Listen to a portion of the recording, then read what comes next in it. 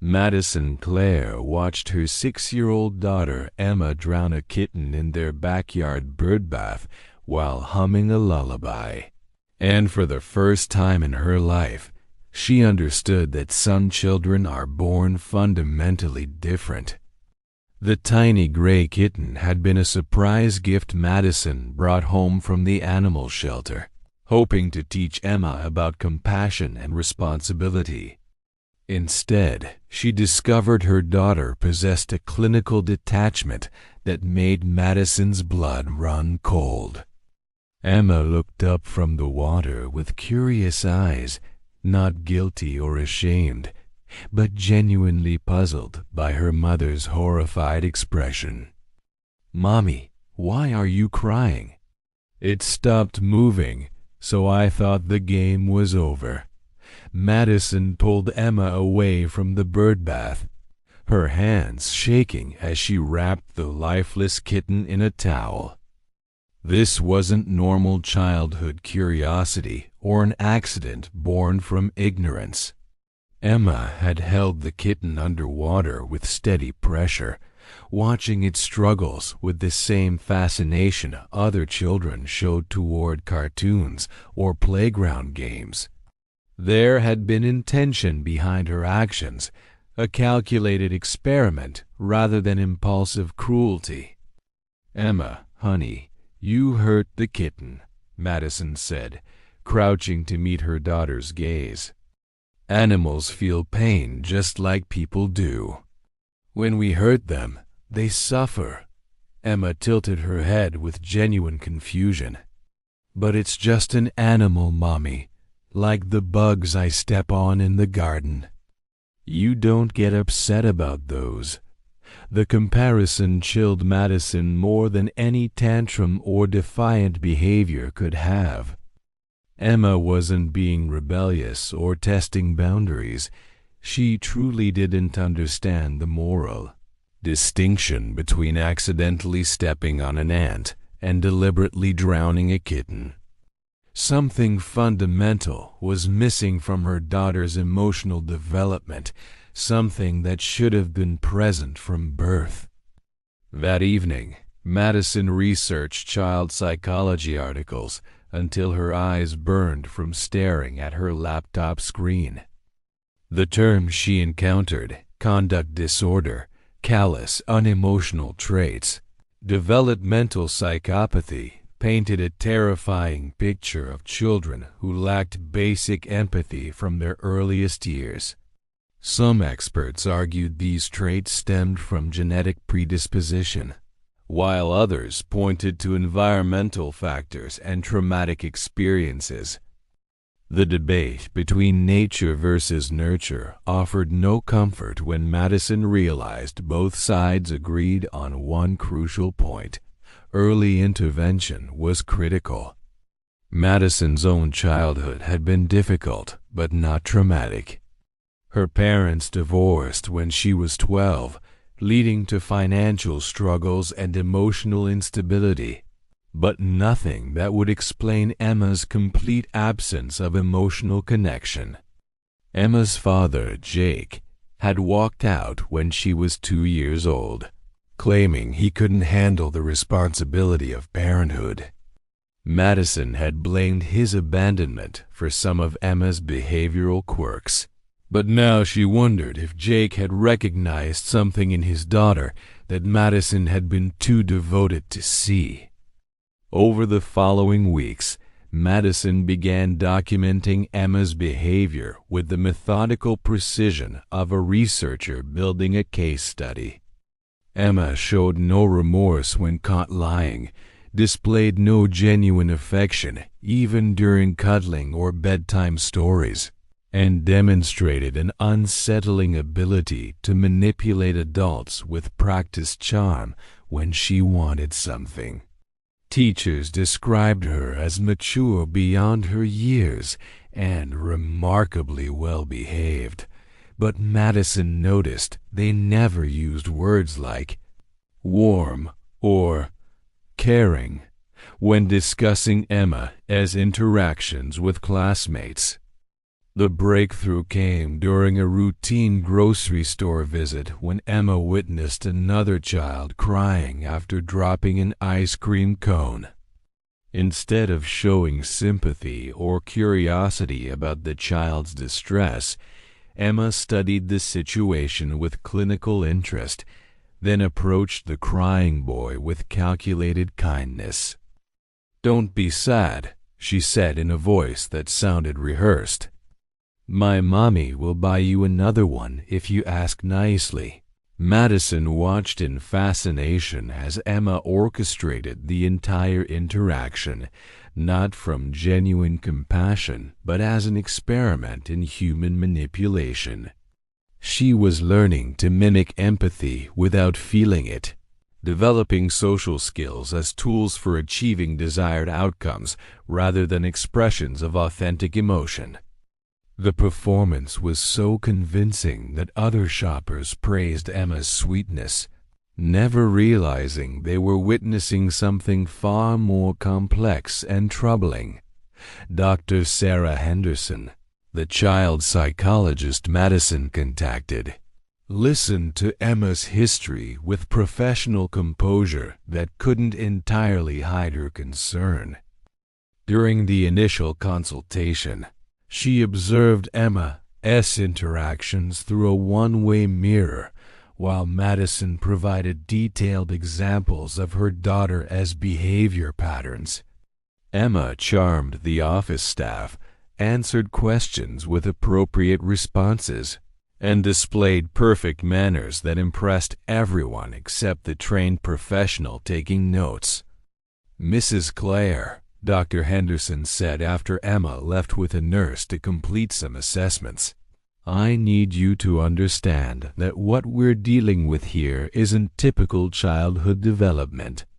Emma shows classic signs of callous unemotional traits, which often indicate a genetic predisposition toward psychopathic characteristics. This doesn't mean she's destined to become violent or criminal, but it does mean she requires specialized intervention." Madison felt the world shift beneath her feet as Dr. Henderson explained that Emma's brain likely processed emotions differently from other children. Mirror neurons responsible for empathy might be underdeveloped, while areas associated with reward-seeking and manipulation could be hyperactive. The condition wasn't Emma's fault, wasn't caused by Madison's parenting, and couldn't be cured through love or traditional discipline methods. "The question isn't whether Emma was born this way," Dr. Henderson continued. "The research strongly suggests she was. The real question is whether we can teach her to function in society despite her neurological differences. Some children with these traits learn to simulate normal emotional responses well enough to lead productive lives. Others don't." Madison drove home in silence while Emma chattered about the fun games she'd played with Dr. Henderson, the woman who'd given birth to Emma 6 years ago, had believed in the fundamental goodness of children, in the power of nurturing to overcome any obstacle. Now she faced the reality that her daughter might be incapable of experiencing love, remorse, or genuine human connection. The little girl sitting in the back seat wasn't evil in any intentional sense, but she was profoundly different in ways that could make her dangerous as she grew older. 3 months into therapy sessions with Dr. Henderson, Emma had learned to perform empathy with Oscar-worthy precision, but Madison could see through the carefully constructed facade to the calculating mind beneath. Emma discovered that crying produced immediate adult attention, that apologizing ended confrontations quickly, and that claiming to feel sorry for her actions earned praise and reduced consequences. She was mastering the art of emotional manipulation without developing any genuine feelings. The incident at Emma's friend Lily's birthday party revealed the dangerous evolution in Emma's behavior. Madison arrived early to pick up Emma, only to find Lily sobbing in the bathroom with chunks of her blonde hair scattered across the tile floor.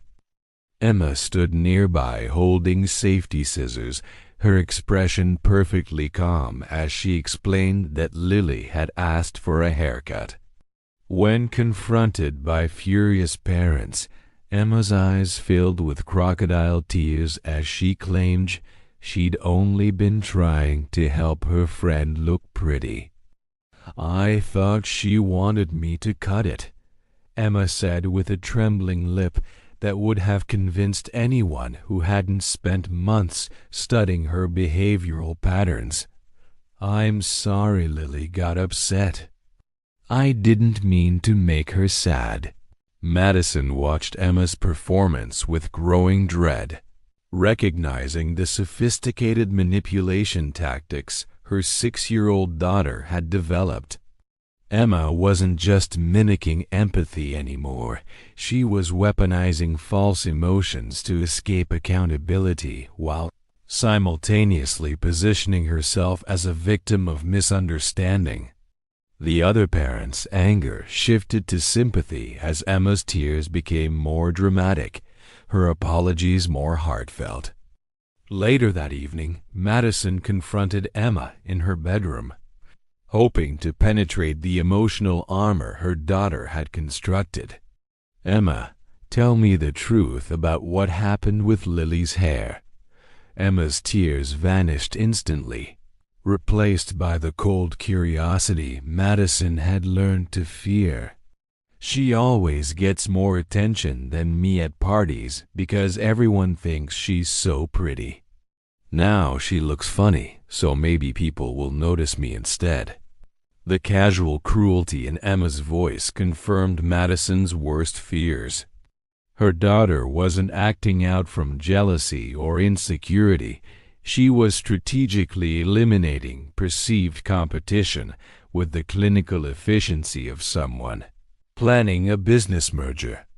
Emma had identified a social dynamic, formulated a solution, and executed her plan without considering Lily's emotional well-being or the consequences of her actions. Dr. Henderson's assessment sessions grew more intensive as Emma's behavior patterns became clearer. The psychologist introduced Emma to moral reasoning scenarios, testing her ability to distinguish right from wrong. Emma consistently provided textbook-correct answers about appropriate behavior while demonstrating complete inability to internalize the emotional weight behind moral principles. If someone took your favorite toy without asking, how would you feel? Dr. Henderson asked during one session Madison observed through the mirror. "I would feel sad and angry," Emma replied with perfect inflection. "It's not nice to take things that belong to other people. And how do you think Lily felt when you cut her hair?" "She felt sad and angry too," Emma said, nodding with apparent understanding. "I made a mistake because I didn't think about her feelings first." The responses were flawless, but Madison could see the performance quality in Emma's delivery. She was reciting learned scripts rather than expressing genuine comprehension, like an actress who'd memorized lines without understanding the character's motivation. Dr. Henderson later explained that children with psychopathic traits often develop sophisticated intellectual understanding of emotional concepts without ever experiencing the feelings themselves. Emma's manipulation skills evolved rapidly as she learned to read adult expectations with frightening accuracy. She began volunteering at school to help younger children, earning praise from teachers who described her as naturally nurturing.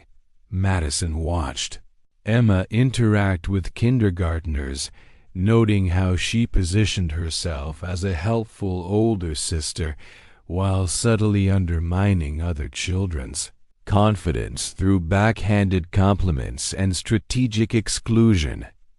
The breaking point came when Madison discovered Emma's experiment journal, a notebook where she documented different manipulation techniques and their effectiveness on various targets.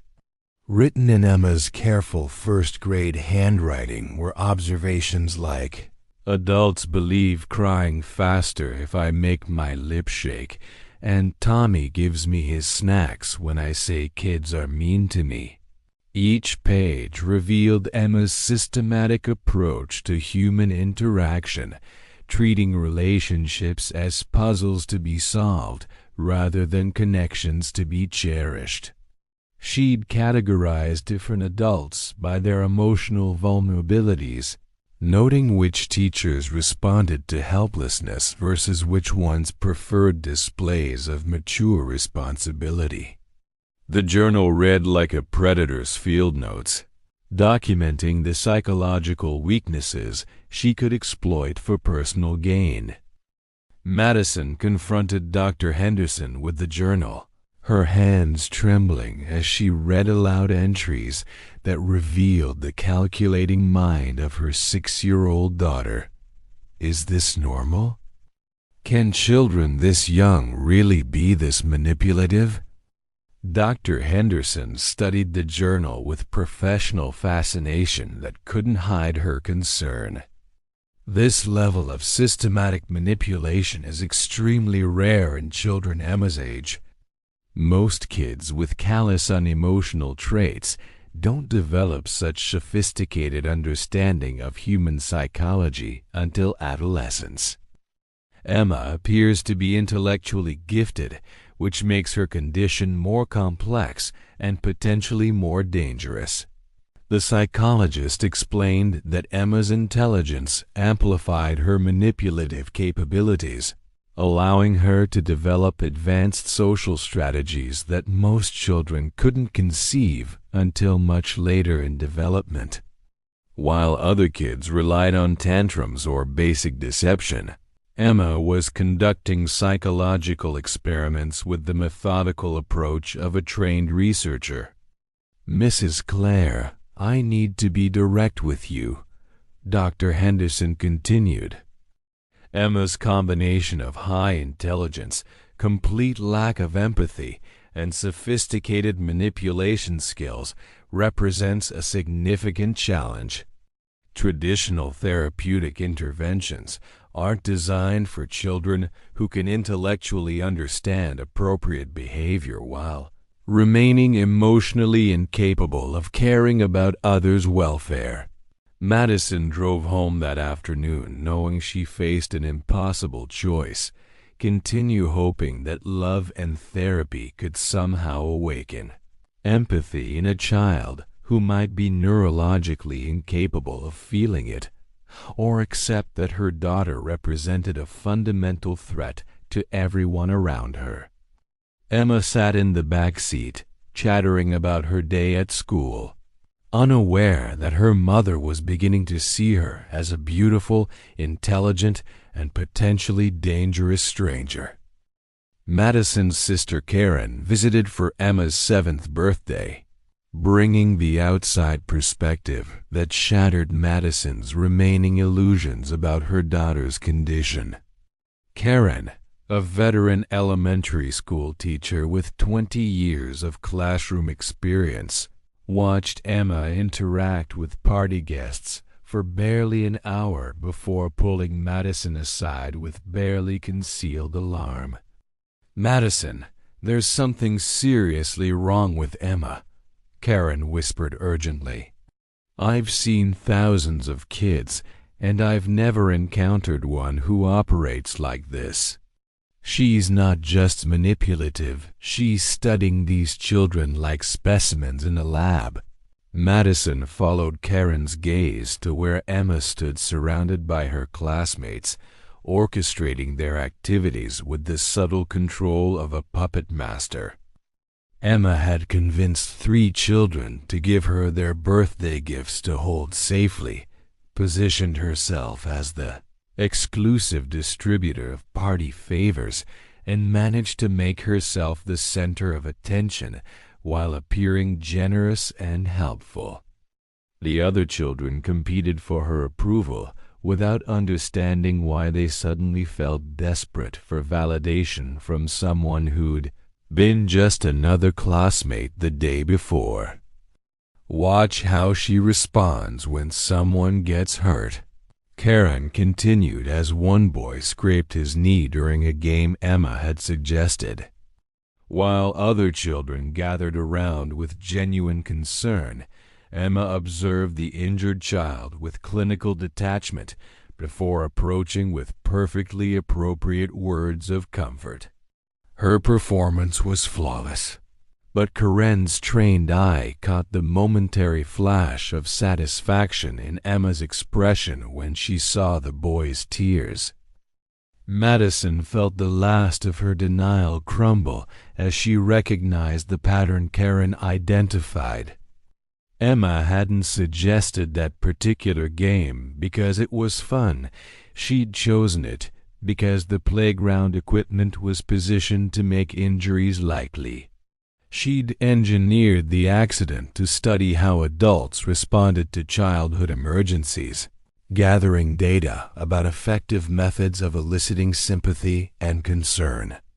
After the party ended and guests departed, Madison found Emma organizing the gifts she'd collected from other children, sorting them by perceived value with the efficiency of an appraiser cataloging auction items.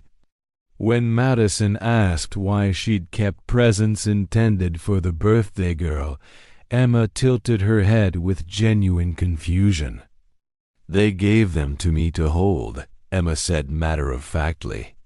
"I didn't ask them to give them back."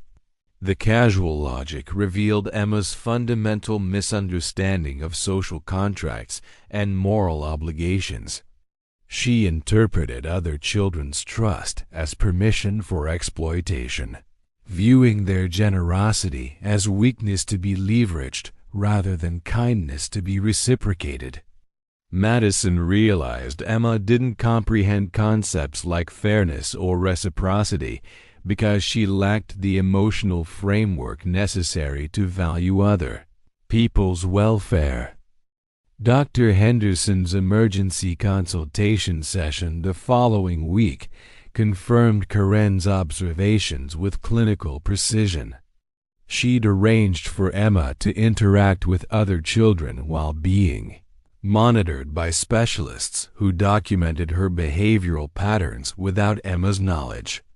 The results painted a chilling picture of a child who had learned to simulate normal social interaction while remaining fundamentally disconnected from human emotion.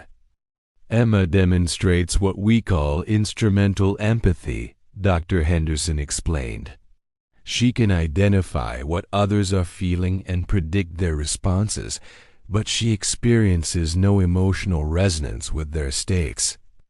She reads people like road signs, useful information for navigation, but carrying no inherent meaning or value. The specialist brought in neurological test results that showed Emma's brain processing emotions differently from typical children.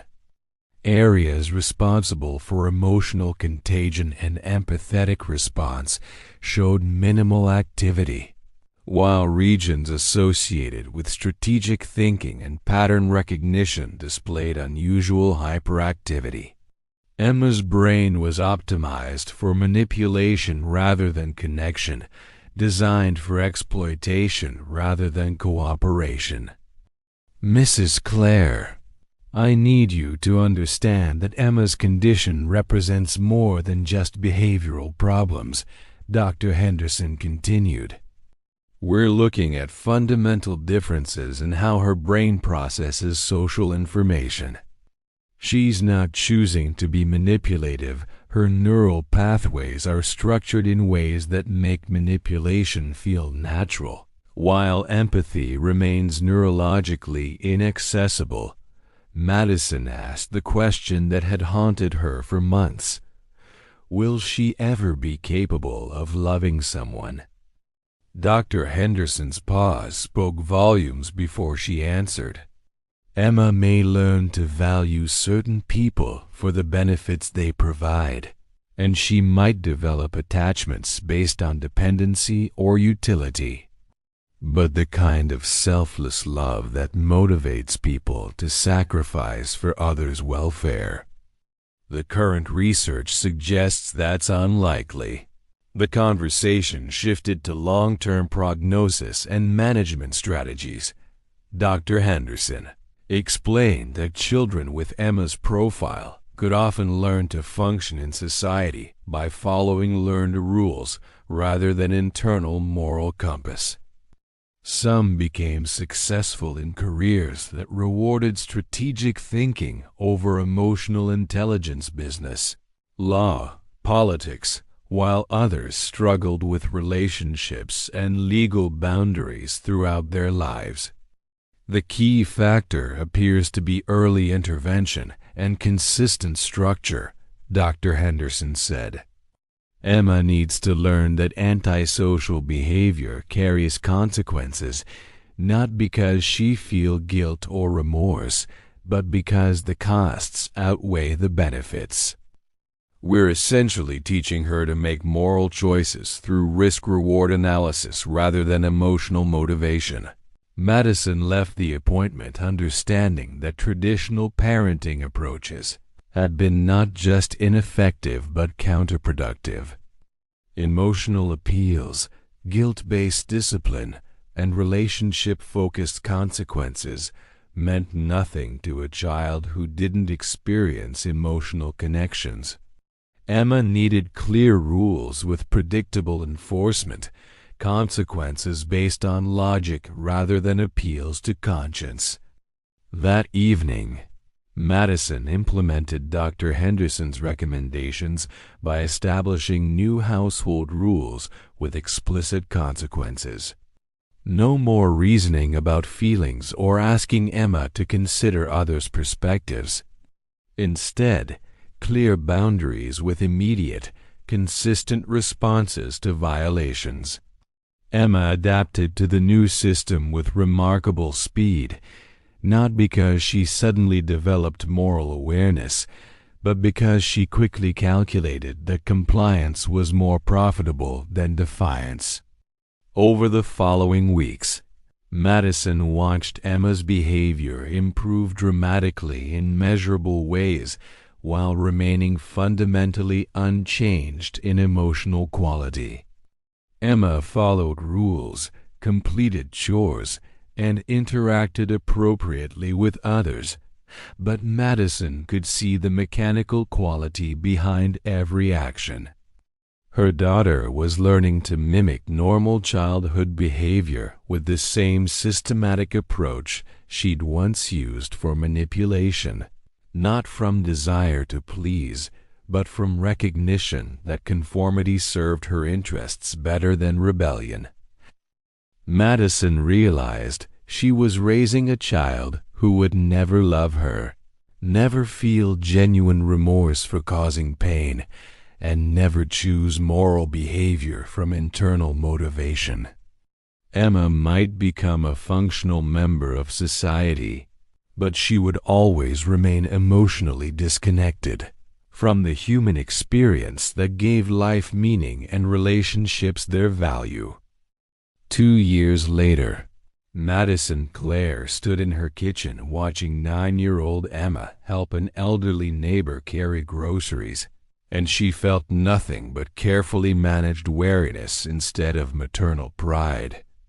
Emma had learned to perform kindness with such perfection that strangers regularly complimented Madison on raising such a thoughtful child, never suspecting they were witnessing calculated behavior designed to maintain Emma's reputation rather than genuine compassion.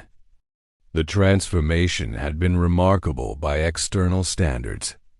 Emma excelled in school, participated in volunteer activities, and maintained friendships with classmates who viewed her as a natural leader.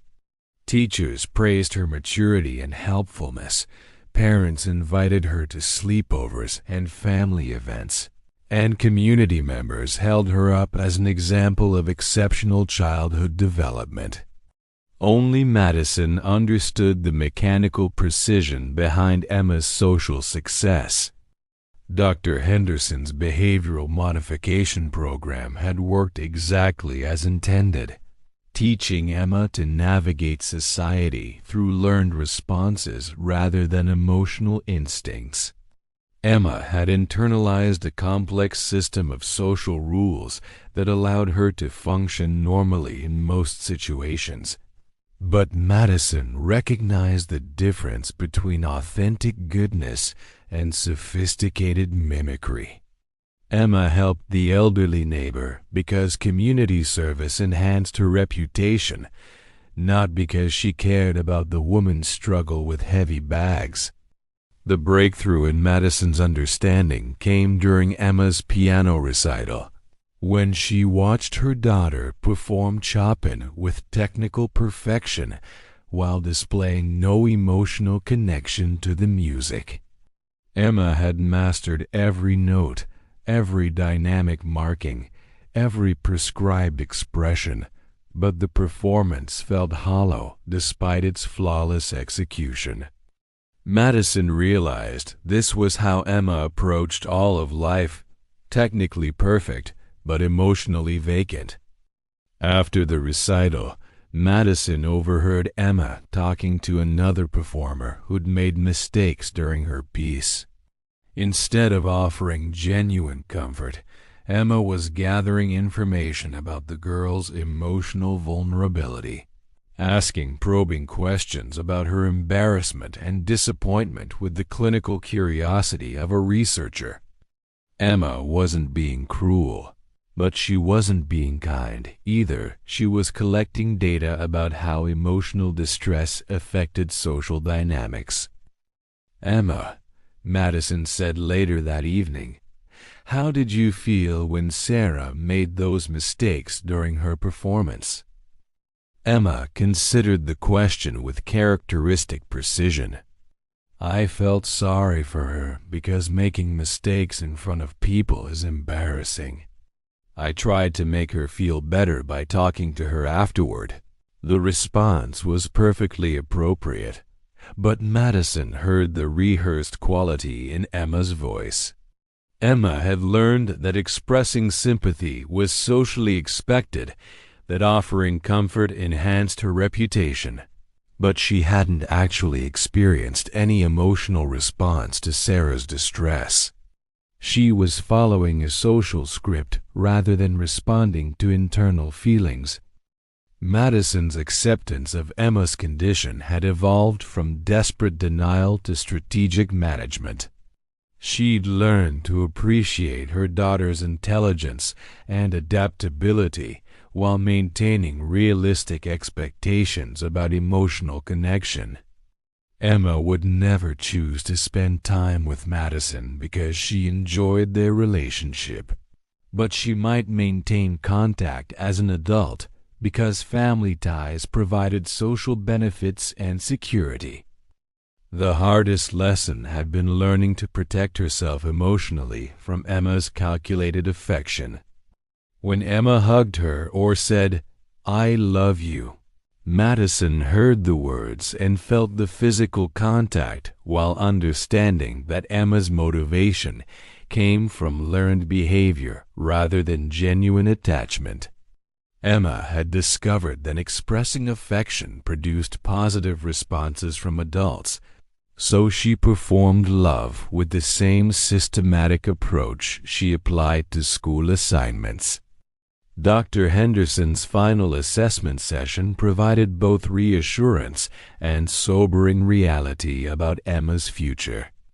Emma had learned to function within social norms through intellectual understanding rather than emotional development, which represented the best possible outcome for someone with her neurological profile. She would likely succeed in academic and professional settings that rewarded strategic thinking over interpersonal warmth. Emma has developed remarkable compensatory skills, Dr. Henderson explained. She's learned to navigate social situations through pattern recognition and strategic response rather than emotional intuition. This isn't the same as developing genuine empathy, but it allows her to function effectively in society while avoiding behaviors that might harm others or herself. Madison asked about long-term relationships and Emma's capacity for marriage or parenthood. Dr. Henderson's response was characteristically honest.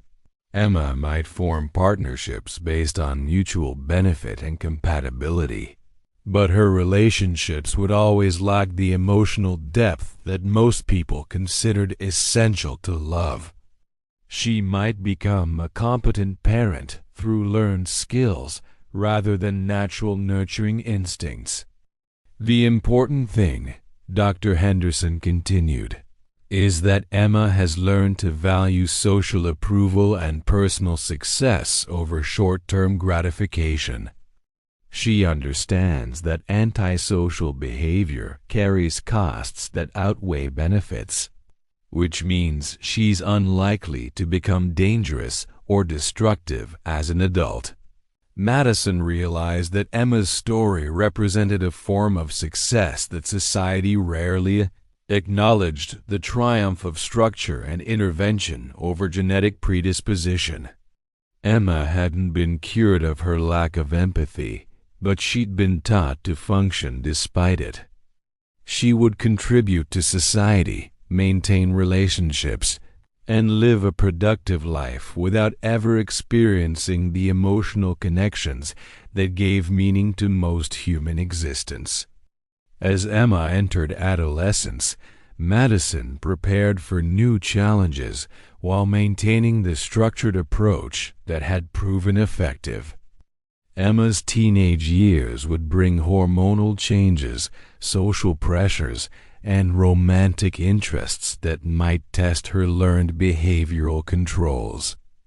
Madison understood her role as ongoing supervisor rather than traditional nurturing mother, monitoring Emma's development while providing the external structure her daughter would always need. Looking back, Madison recognized that the question of whether Emma was born evil or made evil had been the wrong inquiry from the beginning. Emma wasn't evil at all. She was different, operating with a neurological profile that made empathy impossible, but didn't necessarily lead to malicious behavior.